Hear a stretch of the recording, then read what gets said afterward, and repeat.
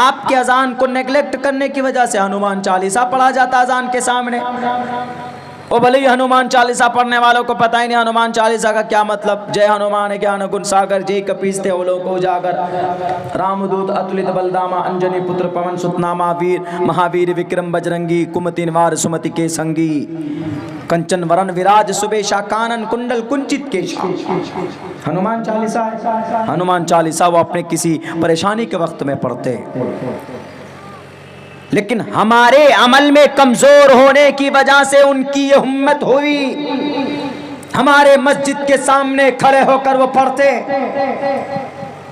ہمارے نوجوان بیٹھیں گے جوا کھیلیں گے, اذان ہو جائے گی مسجد نہیں جائیں گے.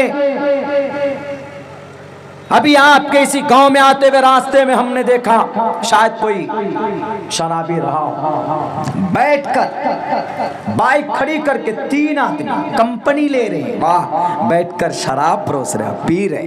آپ کے جھارکھنڈ میں الاؤ ہے, ہمارے بہار میں ہوتا تو مار مار کر بندر کی طرح لال کر دیتے اس کو. ہمارے ابھیان ہے, ہم لوگوں نے کمیٹی بنا کر کے شراب کے اوپر اگر کوئی پیتا ہوا دکھ گیا تو اس کو دوڑا دوڑا کر مارتے دھان کے کھیت میں, اور پولیس کے حوالے الگ سے کرتے ہیں.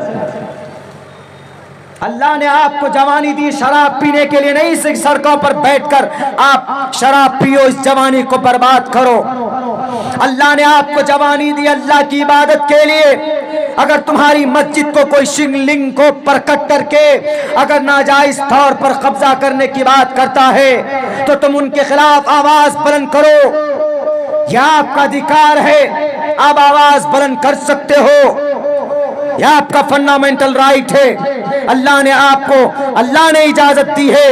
اللہ تبارک و تعالیٰ تو صاف لفظوں میں کہتا ہے کہ اے مسلمانوں وَلَا تَرْكَنُوا إِلَى الَّذِينَ ظَلَمُوا, کسی ظالم کی حمایت مت کرو. فَتَمَسَّكُمُ النَّارِ, اگر کسی ظالم کو بولتے ہوئے ظلم کرتے ہوئے اگر تم نے چھوڑ دیا تو اللہ تبارک و تعالیٰ تم کو جہنم میں ڈالے گا. وَلَا تَرْكَنُوا إِلَى الَّذِينَ ظَلَمُوا فَتَمَسَّكُمُ النَّارُ وَمَا لَكُم مِّن دُونِ اللَّهِ مِنْ أَوْلِيَاءَ. اللہ تبارک و تعالیٰ کے علاوہ تمہارا کوئی دوست نہیں اس دھرتی کے اوپر, کوئی نہیں. کس لیے جوانی؟ شراب پینے کے لیے, جوا کھیلنے کے لیے. موبائل کھول کر بیٹھ جائیں گے, تاش کھیلیں گے. اتنی دیر اگر آپ قرآن کی تلاوت کر لیتے, اتنی دیر اگر آپ ایک سنت کو سیکھ لیتے, سمجھ لیتے, تو آپ کی زندگی کے اندر ایک الگ سے نور پیدا ہوتا. کون جبرائیل صاحب آئیں گے آپ کو پڑھانے کے لیے؟ نہیں, آپ کو خود سے سیکھنا ہوگا. اللہ کے نبی علیہ السلام فرما چکے طلب العلم فریضۃ علی کل مسلم.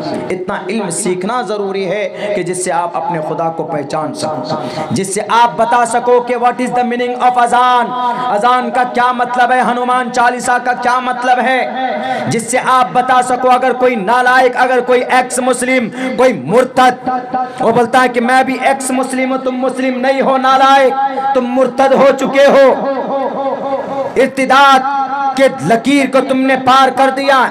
جب تم اللہ کو نہیں مانتے, جب تم قرآن کو نہیں مانتے تو کاہے کا مسلم؟ تم منافق بھی نہیں, تم مسلم ہو, مرتد ہو, تم قرآن کا انکار کر چکے ہو, تم اسلام پر. اور تعجب, میں اس پر تو کل ایکسپلین کروں گا صاف صاف لفظوں میں جہاں پر بھی پروگرام ہوگا, لیکن اتنی بات ضرور کہتا ہوں کہ ٹی وی کی اسٹوڈیو میں بیٹھنے والے, وہ داڑھی والے, وہ لمبی ٹوپی والے, شرم کرو تم. اگر تمہارے اندر طاقت نہیں ہے تو مت جاؤ اپنے ایمان کو بیچنے کے لیے. ایک طرف وہ 3 ایکس مسلم ہیں, یعنی جو اسلام چھوڑ کر کسی دوسرے دھرم میں گئے. وہ کیا کہتے ہیں؟ ایک کہتا ہے کہ میں ڈاکٹر ذاکر نائک سے بہت پربھاوت تھا, پہلے ایسا کرتا تھا, ویسا کرتا تھا, بعد میں ہم کو برا لگا, مسلمان اچھے ہوتے ہیں, اسلام برا ہے اس لیے ہم نے اسلام کو چھوڑ دیا. اس کے بعد تیسرے نے کہا کہ ہم تبلیغ میں جاتے تھے, تہجد پڑھتے تھے, اس کے بعد ہم نے اسلام کو چھوڑ دیا. اور ایک عورت ہے, عورت وہ عورت جس کا مطلب ہی پردہ، وہ عورت کہتی ہے کہ ہاں ہم اتنے سمے تک ایسے رہے ویسے رہے، ہم نے اپنے بچوں کا گھر واپسی کرایا، ایسے کرایا ویسے کرایا، یعنی وہ 3 ایکس مسلم، مطلب ماضی میں مسلم تھے، اب وہ مسلم نہیں ہے۔ ان میں سے ایک نے تو شاید ہندو دھرم کو اپنایا، ایک تو ایتھسٹ بنا ہوا ہے، ایک شاید پتہ نہیں کس دھرم کو اپنایا ہوگا کہ نہیں اپنایا ہوگا، اور وہاں پر وہ ایکسپلین کرتے تینوں کہ ہمارے ساتھ ایسا ہوا، اور یہ تینوں جو اسلام کے اسکالر بنے بیٹھے ہیں، اسلام کے اسکالر کون؟ ایک سیاسی لیڈر اور ایک نیم ملا، وہ خطرہ ایمان ویسا بنا ہوا، اور ایک مولانا صاحب، یہ دونوں وہاں پر جھگڑا شروع کر دیا آپس میں۔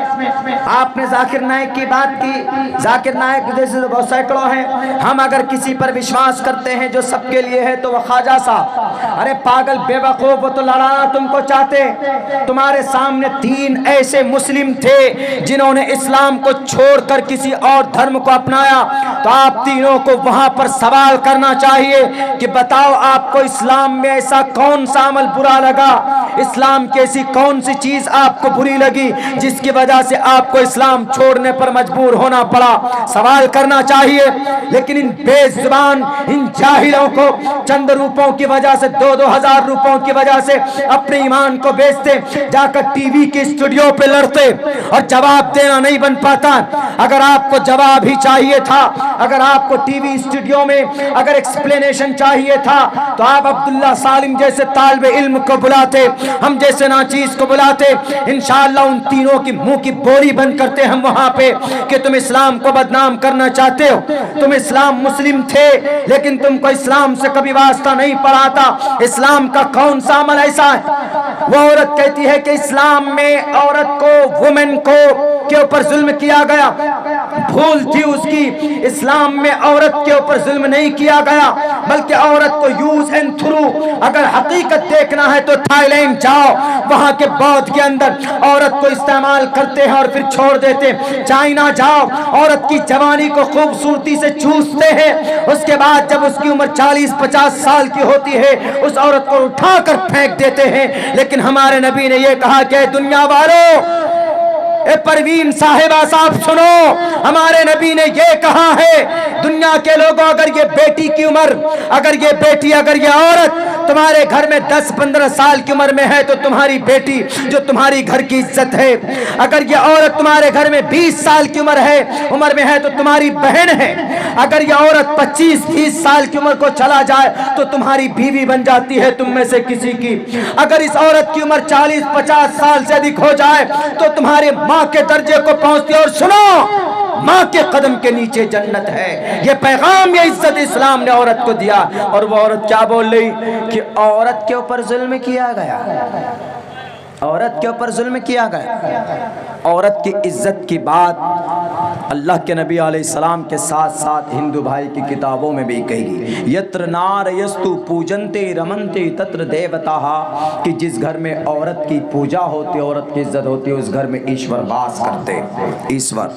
اور جس گھر میں عورت کی عزت نہیں ہوتی اس گھر میں، اس گھر میں دیوتا واس نہیں کرتے۔ یہ ویدوں کے منتر، ویدوں کے شلوک کے اندر یہ بات بتائی گئی۔ بہرکیف ادھر نہیں جانا چاہتا ہوں میں، ادھر اس کے اوپر مجھے بھی ریسرچ کرنا، ان تینوں کی پوری اسپیچ مجھے سننی ہے، اور میں ان تینوں مسلم اسکالر سے سوال میں پوچھوں گا، اگر مجھے نمبر مل جائے میں ان سے پوچھوں گا کہ اگر آپ لوگوں کو کام نہیں ملتا ہے تو سڑک کے کنارے بیٹھ کر پکوڑا بیچیے، وہ زیادہ فائدے مند ہوگا، آپ ٹی وی کی اسٹوڈیو پہ جا کر اسلام کی صفائی مت دیجیے۔ کیوں؟ اسلام کی صفائی وہی دے سکتا ہے جو اسلام کا بہتر گیانی، اسلام کا بہتر جانکار۔ وہاں اپنے میں لڑ پڑتے ہیں۔ ذاکر نائک والا، وہ جو بڑی ٹوپی والے، وہ کہتے ہیں کہ ہم خواجہ کو مانتے، وہ کہتے ہیں ہم ذاکر نائک کو مانتے۔ لو جی، آپس میں لڑ پڑے، کن کے سامنے؟ دشمنان اسلام کے سامنے۔ یہی وجہ بنی تھی اختلافات کی. ڈاکٹر بھیم راؤ امبیڈکر 5000 لوگوں کو لے کر کلمہ پڑھنے آئے تھے. گاندھی جی نے کہا کہاں جا رہے ہو؟ بھیم راؤ امبیڈکر کہ سر we want to convert my religion into the Islam because Islam is the best religion. The Holy Quran mentioned in the deen in Allah Islam. So therefore we all of ہم سب کے سب جا رہے ہیں اپنے دھرم کو کنورٹ کریں گے. تو گاندھی جی نے کہا کہ کون سے اسلام کو کنورٹ کرو گے؟ کون سی مسجد میں نماز پڑھو گے؟ رفع یدین والی یا غیر رفع یدین والی؟ اہل حدیث بنو گے کہ دیوبندی بنو گے؟ تبلیغی بنو گے کہ جماعت اسلامی بنو گے؟ تو ڈاکٹر بھیم راؤ امبیڈکر